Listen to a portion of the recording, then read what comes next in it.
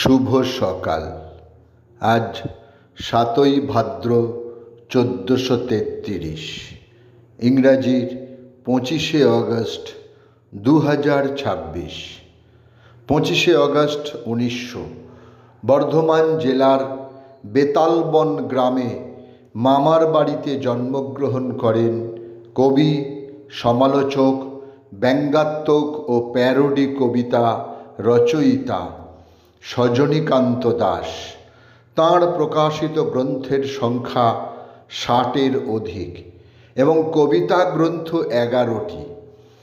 তাঁর কবিতা গ্রন্থগুলি হল পথ চলতে ঘাসের ফুল, বঙ্গ রণভূমি, মনোদর্পণ, অঙ্গুষ্ঠ, রাজহংস, আলো আঁধারি, কেডস ও স্যান্ডেল, 25শে বৈশাখ, মানস সরোবর, ভাব ও ছন্দ, পান্থপাদ।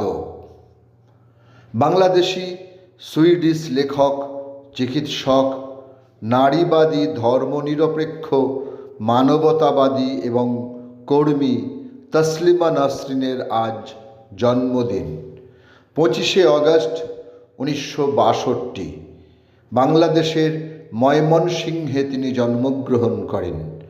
তাঁর রচিত উল্লেখযোগ্য গ্রন্থগুলি হল অতলে অন্তরীণ, খালি খালি লাগে, নারীর কোনো দেশ নেই, নিষিদ্ধ, নিমন্ত্রণ, লজ্জা, অপরপক্ষ ইত্যাদি। 25শে অগস্ট 1825 ইংল্যান্ডের বার্মিংহাম শেষ নিঃশ্বাস ত্যাগ করেন বিশিষ্ট স্কটিশ বিজ্ঞানী জেমস ওয়াট। গ্লাসগো বিশ্ববিদ্যালয়ে বৈজ্ঞানিক যন্ত্রের নির্মাতা রূপে তিনি কর্মজীবন শুরু করেন। এর কিছুদিনের মধ্যেই বাষ্পীয় শক্তিচালিত ইঞ্জিন নিয়ে তাঁর ভাবনা চিন্তা শুরু। 1796 সালে তিনি একটি কারখানা প্রতিষ্ঠাও করেছিলেন। ইংরেজ রসায়নবিদ ও পদার্থবিজ্ঞানী মাইকেল ফ্যারাডের আজ মৃত্যুদিন। 25শে অগস্ট 1867 75 বছর বয়সে ইংল্যান্ডের মিডলসিক্সে তিনি মৃত্যুবরণ করেন। তড়িৎচুম্বক তত্ত্ব ও তড়িৎ রসায়নের ক্ষেত্রে তাঁর গুরুত্বপূর্ণ অবদান রয়েছে। 25শে অগস্ট 1930 পরাধীন ভারতের অগ্নিযুগের বিপ্লবী অনুজাচরণ সেনের আজ শহীদ দিবস। দলের নির্দেশে দীনেশ মজুমদার, অতুল সেন ও শৈলেন নিয়োগীর সঙ্গে কলকাতার অত্যাচারী পুলিশ কমিশনার চার্লস টেগার্ডকে মারতে গিয়ে তার বোমাটি নিজের হাতেই ফেটে যায় এবং মারাত্মকভাবে আহত হয়ে ঘটনাস্থলেই তিনি প্রাণ ত্যাগ করেন। বাংলার প্রসিদ্ধ কবি, ছোট গল্পকার, প্রাবন্ধিক তারাপদ রায়ের আজ মৃত্যুদিন।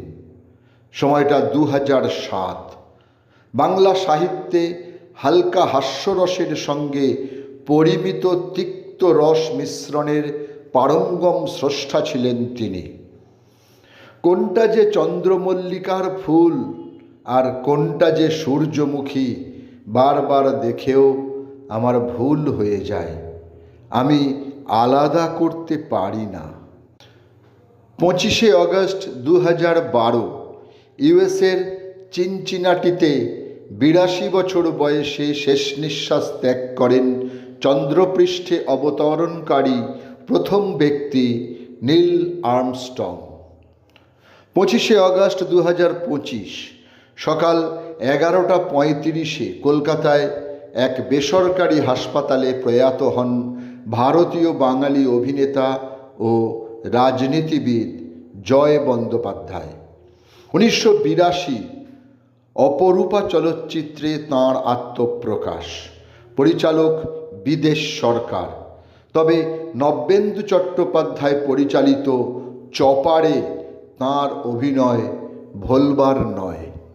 সকলকেই আমার আনত প্রণাম।